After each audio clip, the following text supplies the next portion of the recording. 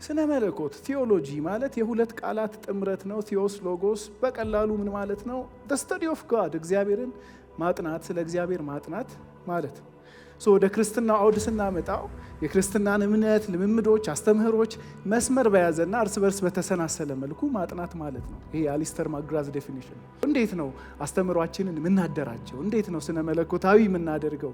እንዴት ነው ይህንን አመለካከት አጥርተን ጤናማ የሆነ አመለካከት መያዝ የምንችለው? መጀመሪያ ስልጣናችን፣ የመጀመሪያ የስልጣን ምንጫችን፣ የመጀመሪያው ስነ መለኮትን የምናደራጅበት ቱል የእግዚአብሔር ቃል መጽሐፍ ቅዱስ። ሁለተኛው ትውፊት ነው ወይም ትራዲሽን ብለን የምንጠራው። አትናቴዎስ ሲባል ከሰማችሁ፣ ገሌ ገሌ ሲባል ከሰማችሁ ስለ እነሱ ምን አገባኝ እንዳትሉ። እነዛ ሰዎች ልክ ከኛ የሚቀድሙ እንደኛው ደግሞ እግዚአብሔርን በቅዱሳት መጽሐፍት በኩል ለማወቅ ይጥሩ የነበረ ደግሞ ለሐዋርያትም በተወሰነ መልኩ በዘመንና በእድሜ በአውድ የቀረቡ ስለነበሩ ይህንን ኮንሲደር እናደርጋለን። ሶስተኛው አመክንዮ ነው፣ ሪዝን ወይም ምክንያታዊነት። ጌታችን ኢየሱስ ክርስቶስ ጌታ አምላክህን በፍጹም ልብህ፣ በፍጹም ነፍስህ፣ በፍጹም ሐሳብህ ውደድ ብሏል። እንግዲህ ይሄንን የምናደርግበት አንዱ መንገድ ስለ እግዚአብሔር ለማወቅ አእምሯችንንም ጨምረን ማስገዛት፣ ይህንን ሪዝናችንን ደግሞ መጠቀም። ልክ ነው። እምነት፣ ክርስትና፣ የእግዚአብሔር መገለጥ አንዳንዴ ከሪዝን ከፍ ብሎ ያልፋል። ነገር ግን አእምሯችን በፈቀደልን ልክ ከእግዚአብሔር ቅዱሳት መጽሐፍት ስልጣን በታች አድርገን አመክንዮን፣ ምክንያታዊነትን ለመጽሐፍ ቅዱስ እንጠቀማለን። የመጨረሻው ኤክስፒሪየንስ ወይም ልምምድ። ለምሳሌ አንድ ሰው እዚህ መካከል መጥቶ መንፈሳዊ ስጦታዎች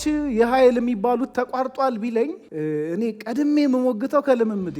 ልክ ነው። ልምምዴ ለእግዚአብሔር ቃል እውነት ተገዥ ይሆናል። ልምምዴ የሆነ ነገር ብሎ የእግዚአብሔር ቃል የሆነ ነገር ቢል ለእግዚአብሔር ቃል ነው የምንገዛው። ግን ይህንን አስተምህሮ፣ ይህንን አመለካከት ሰፖርት የሚያደርግ የኔን ደግሞ አመለካከት የበለጠ የሚያጠራልኝ እውነተኛነቱን ደግሞ የሚገልጥልኝ የራሴ ልምምድ አለ ማለት ነው። ኤክስፒሪየንስ ግን ለምንድን ነው? ዓላማችን ምንድን ነው ከተባለ ወደ እግዚአብሔር እንድንጠጋ፣ እሱን የበለጠ እንድንወድ፣ እሱን የበለጠ እንድናመልክ፣ ጸሎታችን በማወቅ እንዲሆን፣ ከእግዚአብሔር ጋር ያለን ህብረት በማወቅ እንዲሆን፣ ወደ እግዚአብሔር መጠጋታችን፣ መንበርከካችን፣ መጸለያችን እርሱን በማወቅ እንዲሆን፣ ለዛ እናጠናለን፣ ለዛ የእግዚአብሔርን ቃል እንማራለን።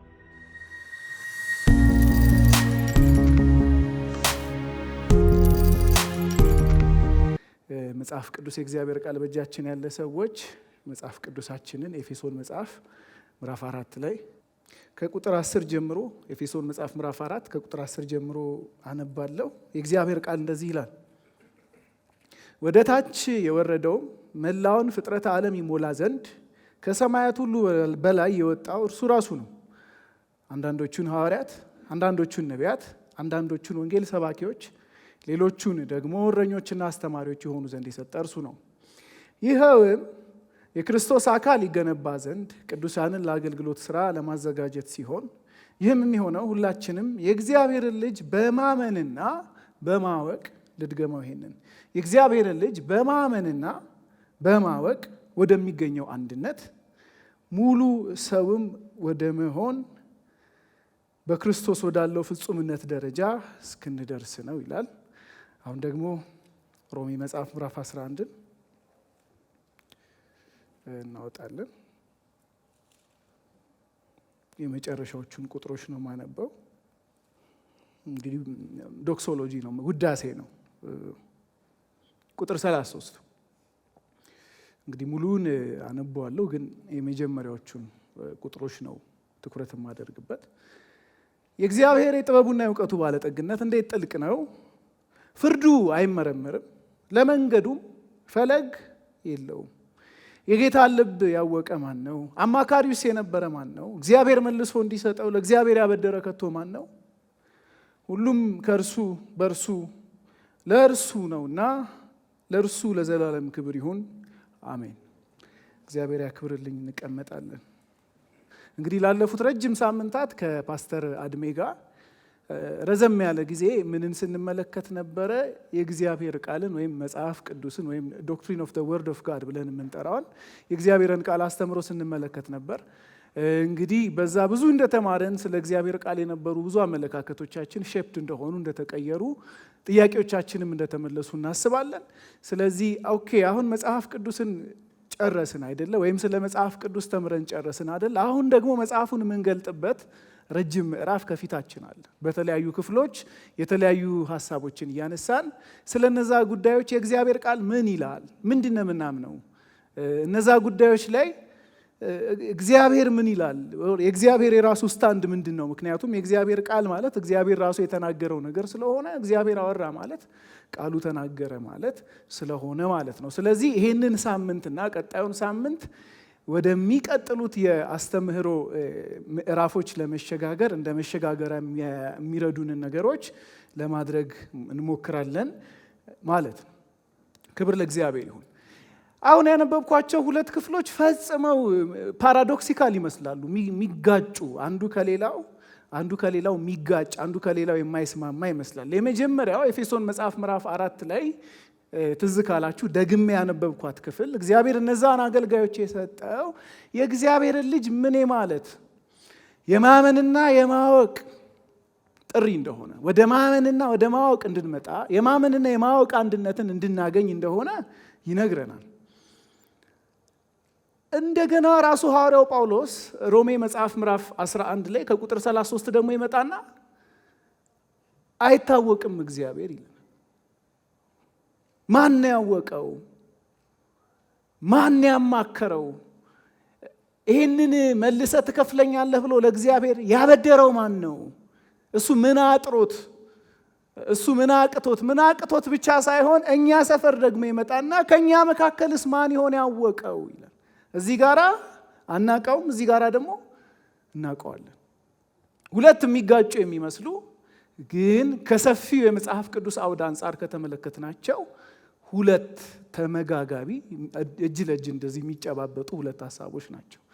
የመጀመሪያው ሮሜ መጽሐፍ ምዕራፍ 11 ላይ የተገለጠው አስተምህሮ እግዚአብሔር ከመታወቅ ያልፋል። እንግዲህ እኔ ብቻ ሰባኪ እንዳልሆን አጠገባቸው ያለውን ሰው እግዚአብሔር ከመታወቅ ያልፋል በሉት። እንግዲህ አንዳንድ ከበድ የሚሉ የትምህርት አይነቶችን ስናጠና ልትፈነዳ የምትደርስ እቺ አእምሮ እግዚአብሔርን አውቃው አትጨርስም። ይህንን ማንም ክሌም አያደርግም፣ ወደፊትም ክሌም የሚያደርግ የለም። እግዚአብሔር ታውቆ አያልቅም። የእግዚአብሔር ባህሪያት ይገለጡ ከተባለ አንድ ቃል እኔ በደንብ ይገልጠዋል የእግዚአብሔርን ባህሪያት ባህሪ ብዬ አስባለሁ። ምንድነው እሱም? ኢንፊኒቲ። እቺ ቁጥር አትታወቅም። ብዙ ጊዜ ሂሳብ ስንማር የተገለበጠ 8 ቁጥር የምትመስል ተደርጋ ብላክቦርድ ላይ ትሳላለች። ምንድነው ኢንፊኒቲ ማለት? ቁጥር መቁጠር ጀምር፣ ስትቆጥር ትውላታለህ፣ ስትቆጥር ታድራታለህ እንጂ መጨረሻው ጋር አትደርስም የሚል መልእክት ያለው።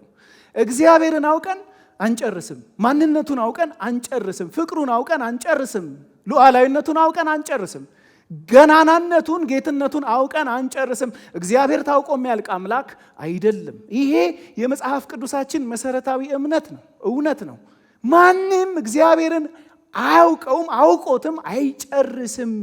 እግዚአብሔር ከመታወቅ ያልፋል ብሎ እግዚአብሔር ቃል ይነግረናል። እሱ የተረጋገጠ እውነት ነው። ነገር ግን እግዚአብሔር ደግሞ ለሰው ልጆች ራሱን ስለገለጠ ሊታወቅ ባለበት መንገድ ደግሞ መታወቅ ይፈልጋል። እወቁኝ ብሎ ያዛል።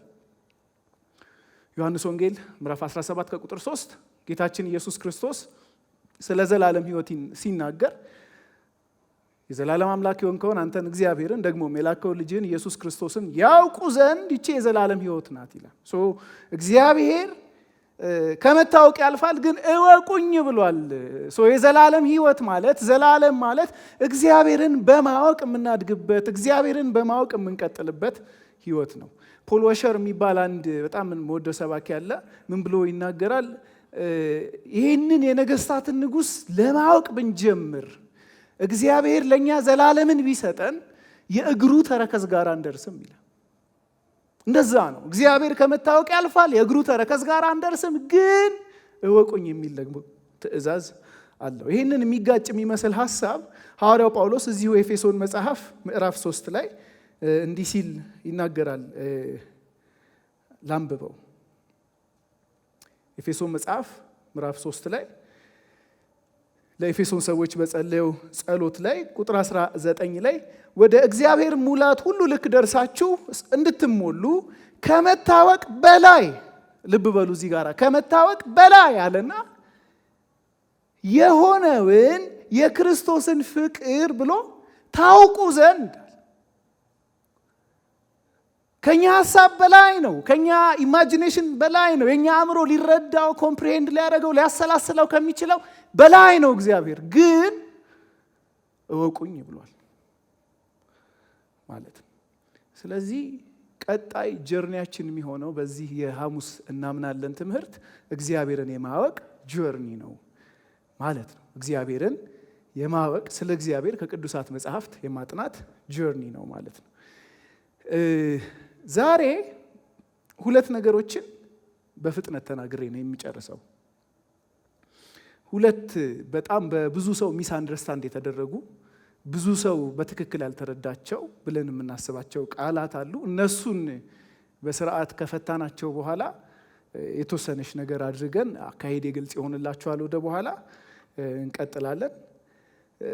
ስነ መለኮት ወይም ነገረ መለኮት እና አስተምህሮ እነኚህን ሁለት ቃላት ነው ዛሬ እንድንመለከት ምን አስበው እንደ መሸጋገሪያ እንዲሆነ ነገረ መለኮት ወይም ስነ መለኮትና አስተምህሮ። እነዚህ ቃላት እንግዲህ ካሁኑ የሆነ ነገር የሰው ጭንቅላት ላይ ትሪገር እንዳደረጉ አስባለሁ። ማለት የሆነ ስለ ስነ መለኮት ያለን በጎም ይሁን ክፉ፣ ፖዚቲቭ ይሁን ኔጌቲቭ አመለካከት አለ ጭንቅላታችን ላይ።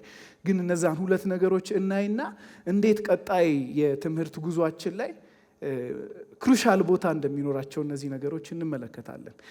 ቴዎሎጂ ወይም ስነ መለኮት ወይም ነገረ መለኮት ሲባል ብዙ አይነት አመለካከቶች አሉ። ብዙ ነገር ሰምታችሁ ይሆናል። ብዙ ጊዜ አንድ የሚባል ነገር አለ። እገሌ ቴዎሎጂ ትምህርት ቤት ገባና ምን አለ? ደረቀ። ወይም ቴዎሎጂ ያደርቃል። ወይም ደግሞ this is my favorite one ቴዎሎጂ የተቆላ ገብስ ነው። ምን ማለት ነው? ቢዘራ አይበቅልም የሚል አመለካከት አለ። ቅርብ ጊዜ አንድ በጣም ኢትዮጵያን ኢቫንጀሊካል ውስጥ በጣም ጥሩ ስም ያላቸው ጥሩ ያገለገሉ አንድ አባት የተወሰኑ ሰዎችን በጣም የተዛነፈ አንዱ እዛ ጥግ አንዱ እዚህ ጥግ የሆነ አስተምህሮ ያላቸው ሰዎችን ሰበሰቡና እንደዚህ አሉ። ኮት አንኮት ፍቅር ጨመር ዶክትሪን ቀነስ። አሜን ነው። እሺ እንመጣለን። ፍቅር ጨመር ዶክትሪን ቀነስ። ወይም አንዳንድ ሰዎች ብራዘር ባክ ዋናው መንፈስ ነው ይላሉ ማለት ነው። አንደኛ ያው ያደርቃል ለሚለው አንድ በጣም ወዳቸው የስነ መለኮት ፕሮፌሰር አንድ መልእክት ሲናገሩ ሰማው። ያደርቃል ለሚለው እውነት የሚሆንበት እንትን አለው። ምንድነው? እንዴት ነው የሚያደርቀው? እንደ ሰውየው ልብ ነው። የሰውየው ልብ ሁለት አይነት ነው የሚሆነው። አንደኛው ልቡ ቂቤ ነው፣ ሌላኛው ልቡ ጭቃ ነው። ቂቤውን ያቀልጠዋል፣ ጭቃውን ደግሞ ያደርቀዋል። እንመጣለን። ፍቅር ጨመር ዶክትሪን ቀነስ። እንግዲህ መጽሐፍ ቅዱሳዊ ፍቅር እውነትን ያገለለ ፍቅር አይደለም። ጌታ ኢየሱስ ክርስቶስ ሲወደን ኃጢአታችንን በቃ ላሽበል ምናምን ብሎን አይደል፣ በቃ ባላየ ምናምን አይደለም። እውነትን አስቦ ከእውነት ጋራ ነው ፍቅርን የገለጸው ማለት ነው። የእግዚአብሔር ቃል ራሱ መንፈስ ነው። ዮሐንስ ወንጌል ምዕራፍ 6 እነዛ ለተከተሉት ሰዎች ጌታችን ኢየሱስ ክርስቶስ ምን አላቸው? አሁን የነገርኳችሁ ቃል እውነትም ነው መንፈስም ነው ብሎ ተናገራቸው። ታዲያ እንዲህ አካልን ዘንዳ ዶክትሪን ወይም አስተምህሮ ወይም አስተምህሮዎች ምንድን ናቸው? ሰብሰብ ሲል ነው አስተምህሮዎች የምለው፣ ግን አንድ ሲሆን አስተምህሮ እንላለን። ግን አስተምህሮዎች ዶክትሪንስ ምንድን ናቸው? ስነ መለኮት ደግሞ ምንድን ነው የሚለውን እንነጋገርና ቀጥሎ የሚኖረን የትምህርት ጀርኒ ላይ እነዚህ ሁለት ነገሮች የሚኖራቸውን ቦታ ተናግሬ ይጨርሳሉ። አስተምህሮዎች ሚላርድ ኤሪክሰን የሚባል አንድ የስነ መለኮት ሰው እንደዚህ ብሎ ይናገራል። እውነትን የሚሸከሙና የሚገልጡ መግለጫዎች ናቸው። ትሩዝ ክሌም አላቸው። እውነት ነው ይሄ ነገር እውነት ነው ብለው ይናገራሉ። ትሩዝ ክሌም አላቸው። ከጀርባ የሚናገሩት ወይም ይዘናል ብለው የሚያስቡት መግለጫዎች ናቸው። እነኚህ መግለጫዎች አስተምህሮዎች ዶክትሪንስ ተብለው ይጠራሉ ይላል። ከዛ እነዚህ መግለጫዎች እውነት ወይም ሐሰት ሊሆኑ ይችላሉ። እና አስተምህሮዎች በብዛት እንግዲህ ወደ ክርስትናው ስናመጣው እግዚአብሔር ምን አይነት እንደሆነ፣ ምን እንደሚያደርግ፣ ፍጥረታቱ ምን እንደሆኑ፣ ከዛ ከነርሱ ጋር ያለው ህብረት ምን አይነት እንደሆነ፣ እንዲሁም መላለሙን በተመለከተ ያለው ዘላለማዊ ሐሳብ ምን እንደሆነ የሚገልጡ መግለጫዎች ናቸው ይለናል ሚላርድ ኤሪክሰን። ስለዚህ ፍቅር ጨምር ይህንን ቀነስ አይከብድም። እግዚአብሔር ምን እንደሆነ አንቀንስም። ምን አይነት እንደሆነ ማወቅ አንቀንስም። ከፍጥረታቱ ጋር ያለው ሪሌሽንሺፕ ምንድን ነው የሚለውን አንቀንስም። ይልቅ እናውቃቸዋለን፣ ይልቅ እናነባቸዋለን፣ እናጠናቸዋለን። እናምናለን የሚለው ነገር የተመሰረተው ዶክትሪኖች ላይ ነው፣ አስተምህሮዎች ላይ ነው። ማንም ሰው ይሄ ነው ብሎ የሚናገር የእውነት መግለጫ አለው። ስለ እነዚህ ነገሮች የማንንም ኦፒኒየን ብጠይቅ ማንም ሰው ይሄንን ነገር ሊነግረኝ ይችላል። ለምሳሌ እግዚአብሔር ምን አይነት ነው ብዬ ብጠይቅ ከእናንተ መካከል መልስ የሌለው የለም። ሁላችሁም የሆነ አይነት መልስ ይኖራችኋል። ወይም ደግሞ ፍጥረታቱስ ምን አይነት ናቸው እንዴት መጡ ብዬ ብጠይቅ የተለያየ ምላሽ ይኖራችኋል። የተለያየ ምላሽ ይኖረናል። ከነርሱ ጋር ያለው ህብረትስ ምን አይነት ነው? እንዴት ነው እግዚአብሔር ከዚህ ከፈጠረው ፍጥረት ጋር ህብረት የሚያደርገው ብዬ ብጠይቅ ከእናንተ መካከል መልስ የማይኖረው የለም። ወይም ደግሞ ይሄ ዓለም መጨረሻው ምንድን ነው ብዬ ብጠይቅ ምናልባት ከሳይፋይ ሙቪስ የወሰዳችሁት ሊሆን ይችላል። ምናልባት ከእግዚአብሔር ቃል ያጠና ነው ሊሆን ይችላል። ወይም ምናልባት በልጅነት ደግሞ ያየናቸው የሚያስፈሩ ፊልሞች አሉ። እነሱን አስበን ሊሆን ይችላል። ብቻ የዚህ ዩኒቨርስ የዚህ ዓለም መጨረሻ እንዲህ ነው የሚል የእውነት መግለጫዎች ይኖሩናል። ልዩነቱ የኛ የእውነት መግለጫ ስነ መለኮታዊ ነው ወይ የሚለው ጋራ ነው። ስለዚህ ወደ ስነ መለኮት ልመጣ ነው ማለት ነው። ኦኬ የእውነት መግለጫ ነው ዶክትሪን እናምናለን ስንል እዚህ ላይ የተመሰረተ ነው። እነዚህ የእውነት መግለጫዎች ላይ የተመሰረቱ ናቸው። ስለ መጽሐፍ ቅዱስ እናምናለን ብለን ስናወራ ትሩዝ ክሌም ነው አይደል እያደረግን ያለ ነው። መጽሐፍ ቅዱስ ኢንአራንት ነው፣ ስህተት አልባ ነው። መጽሐፍ ቅዱስ የእግዚአብሔር ቃል ነው። መጽሐፍ ቅዱስ እስትንፋሰ እግዚአብሔር ነው። መጽሐፍ ቅዱስ በቂ ነው። መጽሐፍ ቅዱስ ባለስልጣን ነው ስንል ዶክትሪን ነው እየተናገርን ያለ ነው። ችግሩ ይሄንን ዶክትሪን ከየት አመጣ ነው ወይም ስነ መለኮታዊ ነው ወይ የሚለው ጥያቄ ነው ማለት ነው። እሱን ልመልስና ቀጥሎ በምን አይነት አፕሮች እንደምንሄድ ነግሬያችሁ ወደ እኛ አመጣለሁ። ከዛ ጨርሳለሁ። እሺ ስነ መለኮት ቲዮሎጂ ማለት የሁለት ቃላት ጥምረት ነው። ቲዮስ ሎጎስ በቀላሉ ምን ማለት ነው? the study of God እግዚአብሔርን ማጥናት፣ ስለ እግዚአብሔር ማጥናት ማለት ነው። ወደ ክርስትና አውድ ስናመጣው የክርስትናን እምነት፣ ልምምዶች፣ አስተምህሮች መስመር በያዘና እርስ በርስ በተሰናሰለ መልኩ ማጥናት ማለት ነው። ይሄ አሊስተር ማግራዝ ዴፊኒሽን። ስለዚህ ይሄ ዲሲፕሊን ምንድን ነው የሚያደርገው? ይሄ የጥናት ዘርፍ እኛ የምናጠናው አንድ ላይ እዚህ ጋር የምናደርገው ነገር ምንድን ነው የሚያደርገው? በተሰናሰለ መልኩ መስመር በያዘ መልኩ የክርስትናን አስተምህሮች ያጠናል ማለት ነው። ስለዚህ ባለፈውም እናምናለን ላይ የተማርናቸውን ዶክትሪኖች ከዚህ በኋላም ቅዱሱን መጽሐፍ ገልጠን የምንማራቸው ዶክትሪኖች፣ አስተምህሮች ስነ መለኮታዊ ናቸው እያለን ነው። ወይም የክርስትናን እምነት፣ ልምምድ፣ አስተምህሮ መስመር በያዘና እርስ በርሱ በተሰናሰለ በማይጋጭ መልኩ አመክንዮአዊ መስመሩን በጠበቀ መልኩ የምናስተምህረው ይሆናል ማለት ነው። አንሰልም የሚባል አንድ ካንትበሪ የሚባል ቦታ ቢሾፕ አለ። ስነ መለኮትን የሚገልጥበት አንድ ፖፑላር ቃል አለው። ፊደስ ኳርኔስ ኢንተሌክተም እንትን ነው፣ ላቲን ነው። ምን ማለት ነው? መረዳትን የሚፈልግ እምነት ማለት ነው። ፌዝ ሲኪንግ አንደርስታንዲንግ። አምነናል። ያንን ያምነውን ለማወቅ የምናደርገው ጥረት ስነ መለኮት ተብሎ ይጠራል ማለት ነው። ያንን ያምነውን ነገር አርቲኩሌት ለማድረግ ሰብሰብ አድርገን ለማወቅ፣ ለማመን፣ ለማሰብ የምናደርገው ነገር ስነ መለኮት ተብሎ ይጠራል። አላስፈቀድኩም ዶክተር ብሩኬን፣ እነሱ የነገሩኝ ምሳሌ ነው ግን ልጠቀመው። አይ ቲንክ ቅር አይለውም ብዬ አስባለሁ። እነ ብሩኬ ጅማ እየነበሩ ኤቭሪዋን ኢዝ ኤ ቴዎሎጂያን የሚል ግሩፕ ነበራቸው እና ኤቭሪዋን ኢዝ ኤ ቴዎሎጂያን የሚለው ግሩፕ ምንድነው? ሁላችንም የራሳችን የሆነ ትሩዝ ክሌም አለን። እንደው መጽሐፍ ቅዱስ አይሁን የሚለውን ግን ሁላችንም እንጥራለን እነዚህን እውነቶች ለማወቅ፣ ስለ እግዚአብሔር፣ ስለ ፍጥረት፣ ከፍጥረት ጋር ስላለው ግንኙነት፣ ስለ ዓለም ሁሉን ነገር ማወቅ እንፈልጋለን። ስለዚህ ሁላችንም ስነ መለኮታውያን ነን በሚል ሀሳብ እነ ብሩኬ ኤቭሪዋን ኢዝ ኤ ቴዎሎጂያን የሚል ቴሌግራም ግሩፕ ከፍተው እንደዚህ አይነት ንቅናቄ ጀመሩና ኤቭሪዋን ኢዝ ኤ ቴዎሎጂያን የሚል ነበር። ከዛ መሰባሰብ አቆሙ፣ እንደ ድሮ ማለት ነው። መገናኘት አቆሙና የግሩፑ ስም ምን ሆነ? ኤቭሪዋን ወዝ ኤ ቴዎሎጂያን ሆነ ማለት ነው። ግን ሁሉም ሰው ቴዎሎጂያን አብራራ ነውም አላብራራ ነውም፣ ከመጽሐፍ ቅዱስ አመጣ ነውም አላመጣ ነውም፣ አንዱ ከሌላው ይጋጭም አይጋጭም። አንድ ሰው እግዚአብሔር ማን ነው ሲባል መልሳለሁ፣ ክርስቶስ ማን ነው ሲባል መልሳለሁ፣ መንፈስ ቅዱስ ማን ነው ሲባል መልሳለሁ። ሰው ምንድነው? ማን ነው? ፍጥረታት ምንድናቸው? ለምን ተፈጠሩ? መልሳለሁ። ታዲያ እግዚአብሔር ከዚህ ከፈጠረው ዓለም ጋር ምን አይነት ግንኙነት አለው ተብሎ ሲጠየቅ የራሱ የሆነ መልስ አለው። ይሄንን ለማየት ለመናገር፣ ለማጥናት፣ አርቲኩሌት ለማድረግ ጥረት የሚያደርግ ያ ሁሉ ሰው ምንድነው? ቴዎሎጂያን ነው ማለት ነው። ግን ጤናማ የክርስትና ስነ መለኮት እነዚህን 4 ነገሮች የያዘ ነው። እነኚህን ከያዛችሁልኝ የዛሬው ትምህርት ኮር እንትኖች እነዚህ ናቸው። እንዴት ነው አስተምሯችንን የምናደራጀው? እንዴት ነው ስነ መለኮታዊ የምናደርገው?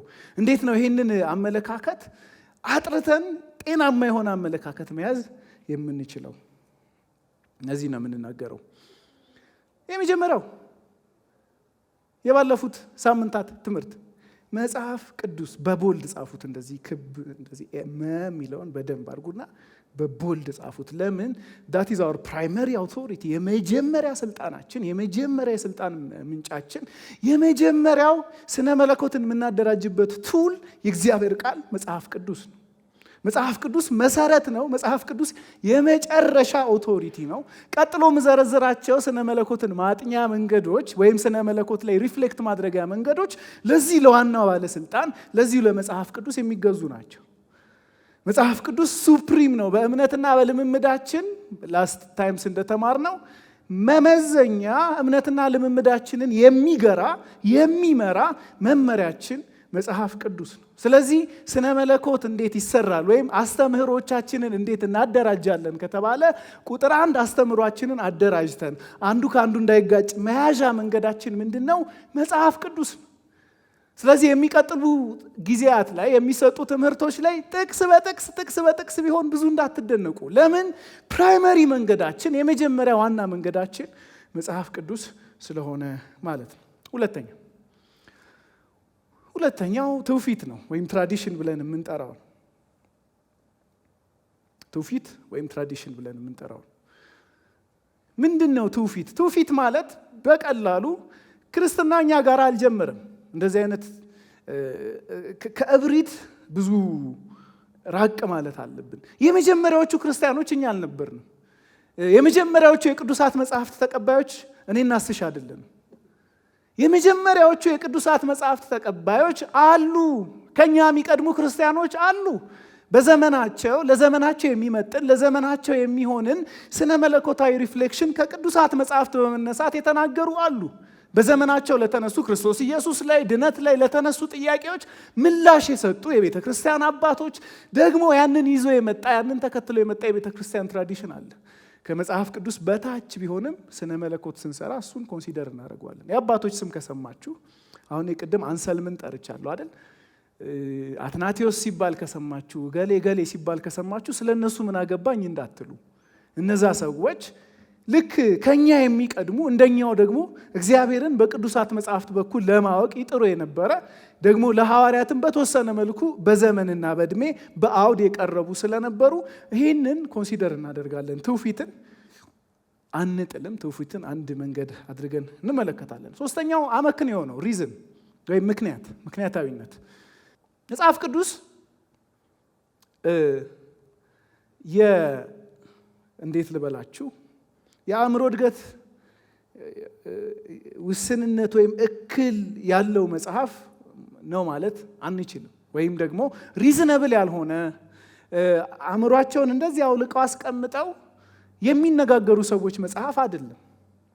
ጌታችን ኢየሱስ ክርስቶስ ጌታ አምላክህን በፍጹም ልብህ፣ በፍጹም ነፍስህ፣ በፍጹም ሐሳብህ ውደድ ብሏል። እንግዲህ ይሄንን የምናደርግበት አንዱ መንገድ ስለ እግዚአብሔር ለማወቅ አእምሯችንንም ጨምረን ማስገዛት፣ ይህንን ሪዝናችንን ደግሞ መጠቀም ነው። ልክ ነው። እምነት ክርስትና የእግዚአብሔር መገለጥ አንዳንዴ ከሪዝን ከፍ ብሎ ያልፋል እና አንድ ጊዜ አንድ የስነ መለኮት ክላስ ላይ እንዲህ እየተነጋገርን የሚያስተምረን መምህር ከአመክንዮ የሚያልፍ ከምክንያታዊነት የሚያልፍ እምነት የሚባል ነገር የለም ብሎ ከብዙዎቻችን ጋር ይከራከራል። ሰዎች የተለያየ ጥቅስ እየመዘዙ ከዚህ መምህር ጋር ለመከራከር ይሞክራሉ። ከዛ እኔ እጄን አወጣሁና ሮሜ 9ስ አልኩት። ሮሜ 9 ምን ይላል ሲለኝ ለፈጣሪው የምትመልስ አንተ ማነህ ይላል አልኩኝ ማለት ነው። እና ምልልስ መስሏቸው ሰዎች ሳቁ። ግን ምንድነው የሚለው? ሊትራሊ ከባድ ጥያቄ ያነሳና ሐዋርያው ጳውሎስ እዛ ጋራ ለፈጣሪው የምትመልስ አንተ ማነህ ይላል። የኛ አእምሮ ውስንነት አለው። ነገር ግን አእምሮአችን በፈቀደልን ልክ ከእግዚአብሔር ቅዱሳት መጽሐፍት ስልጣን በታች አድርገን አመክንዮን ምክንያታዊነትን ለመጽሐፍ ቅዱስ እንጠቀማለን። የመጨረሻው ኤክስፒሪየንስ ነው ወይም ልምምድ ነው። ለምሳሌ አንድ ሰው እዚህ መካከል መጥቶ መንፈሳዊ ስጦታዎች የኃይል የሚባሉት ተቋርጧል ቢለኝ እኔ ቀድሜ የምሞግተው ከልምምዴ ነው። ልክ ነው። ልምምዴ ለእግዚአብሔር ቃል እውነት ተገዥ ይሆናል። ልምምዴ የሆነ ነገር ብሎ የእግዚአብሔር ቃል የሆነ ነገር ቢል ለእግዚአብሔር ቃል ነው የምንገዛው።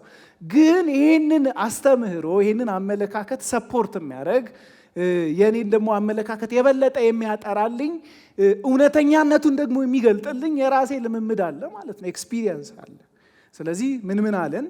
ስነ መለኮት ስንሰራ ትውፊት ከሁለተኛው ነው የሚጀምረው፣ አመክንዮ፣ ከዛ ደግሞ ልምምድ። እነዚህ ሶስቱ ወሳኝ ናቸው ጤናማ የሆነ አስተምህሮን ለማወቅና ለመማር። እነዚህ ሁሉ ግን የምን ተገዢ ናቸው? የእግዚአብሔር ቃል ተገዢ ናቸው። የመጨረሻ ነጥቤ ምንድነው ግባችን ታዲያ? ኦኬ እናምናለን ብለን ስናስተምር ምንድነው ግባችን? እንግዲህ ይህንን ስናገር በጣም ፓሽኔትድ ከሆንኩባችሁ ካሁኑ ይቅርታ ጠይቃለሁ። ዓላማችን ኢንተሌክቹዋል ጂምናስቲክ መስራት ነው ወይ? ዓላማችን የተሰበሰቡ የቅዱሳት መጻሕፍት ምሁራንን ማፍራት ነው ወይ?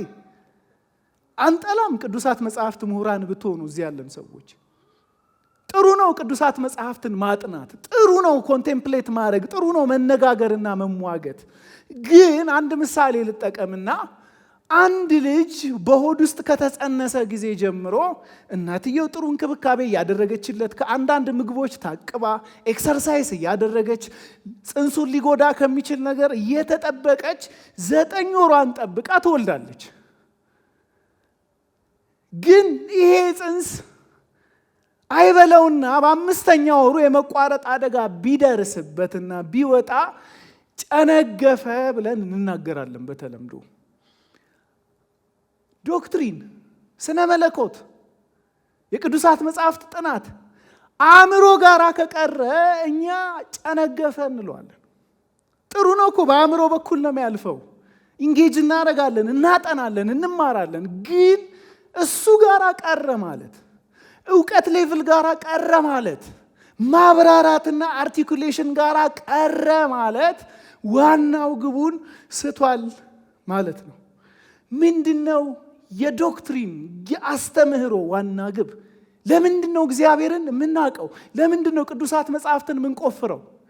ለምንድነው የእግዚአብሔር ቃል ስለ እግዚአብሔር እንዲህ ይላል ብለን አንዳንድ ስለ እግዚአብሔር የነበሩንን መጽሐፍ ቅዱሳዊ ያልሆኑ አመለካከቶች ጥለን ጤናማውን የምንይዘው? ልክ የመሆን ፍላጎት ስላለን ነው ወይ? ልክ የመሆን ጥማት ስላለን ነው ወይ? ከሌላ የተሻለ የመሆን ከሌላ የበለጠ የመሆን ሐሳብ፣ ፍላጎት፣ ረሃብ ስላለን ነው ወይ?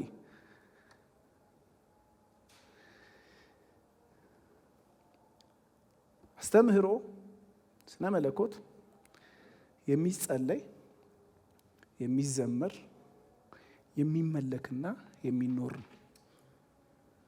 ምን አልኳችሁ? የሚጸለይ የሚዘመር የሚመለክና የሚኖር። ለምሳሌ ቅድም አንድ የእግዚአብሔር አትሪቢዩት አነሳን። እግዚአብሔር ከመታወቅ ያልፋል አለ።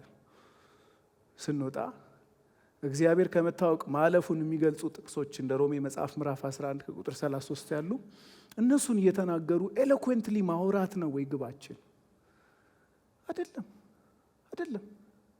ይልቅ የአምልኮ ሰዓት ላይ እህታችን ስትዘምር የእግዚአብሔርን ኢንኮምፕሬሄንሰብልነት የማይያዝ የማይጨበጥ በእኛ ቋንቋ ሊገለጥ የማይቻል መሆኑን በማወቅ የበለጠ ወደሱ እንድንጠጋ ካልደረስን ወደዛ ካልመጣን ወደዛ ያ እውነት ጸሎታችን ካልሆነ ያ እውነት ህይወታችንን ዲክቴት እስኪያደርግ ድረስ ኮንቪክሽን ካልሆነ ወደኛ ልብ መጥቶ የእውነት የእምነት መገለጫ ካልሆነ ከስረናል ወይም ጨንግፏል ማለት እንችላለን።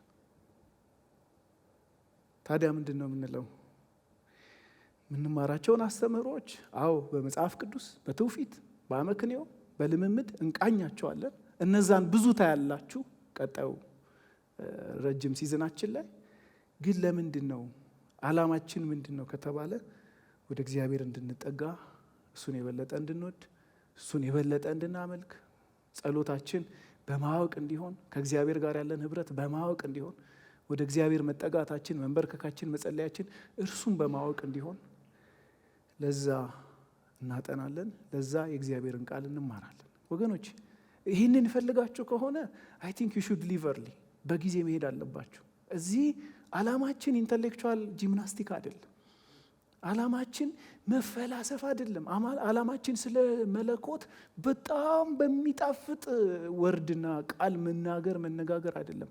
ዓላማችን ቅድም የዘመርንለትን ያመለክነውን ጌታ፣ የሰማይ የምድር ፈጣሪ፣ የመላለሙ ሁሉ ገዢ፣ ደግሞ ልጁን ስለኛ የላከ ሰው ሆኖ የመጣ በሕያዋንና በሙታን እንደገና ሊፈርድ ተመልሶ የሚመጣውን ጌታችን ኢየሱስ ክርስቶስን ማወቅ፣ እግዚአብሔር አብን ማወቅ፣ እኛ መካከል የሚሰራውን፣ እኛ መካከል ጸጋ ስጦታዎች የሚሰጠንን፣ የሚያነቃቃንን፣ እንድንጸልይ የሚያረገንን፣ የሚያበረታንን፣ በድካማችን ሁሉ የሚያጽናናንን፣ በመከራችን ሁሉ የሚያበረታንን መንፈስ ቅዱስን ማወቅ ነው።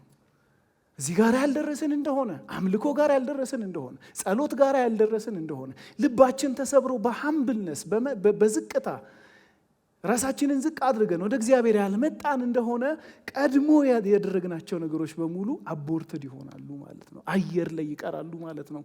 ዋናው ግባቸውን ይስታሉ ማለት ነው። ችል በልና ዝጋ። እንግዲህ ያለንበት የሶሻል ሚዲያ ኤጅ ነው። እዛ ጋር አንዳንድ ጥሩ ነው፣ አንዳንድ ክርስቲያን እንትኖችን አያለሁ፣ አፖሎጄቲክስ ለመስራት ሙከራ የሚያደርጉ ምናምን። ግን የሚያደክመኝ የሚደረግበት ሞቲቭ ነው። እና አቤት ገሌ እንትናን እኮ አጥቦ ጨምቆ አሰጣው ምናምን ይባላል። ለዲቤት ነው መሰለኝ የሚጠቀሙበትና የማጠብ የመጭመቅና የማስጣት ፕሮግራም ካላችሁ ያልታጠበ ልብስ ፈልጉና አጠብ አድርጋችሁ አስጥታችሁ ጭመቁ። እሺ፣ ዓላማችን እግዚአብሔርን ማወቅ፣ ዓላማችን እሱ ፊት በሀምብልነስ መገዛት ነው። ዓላማችን እሱን ማመስገን ነው።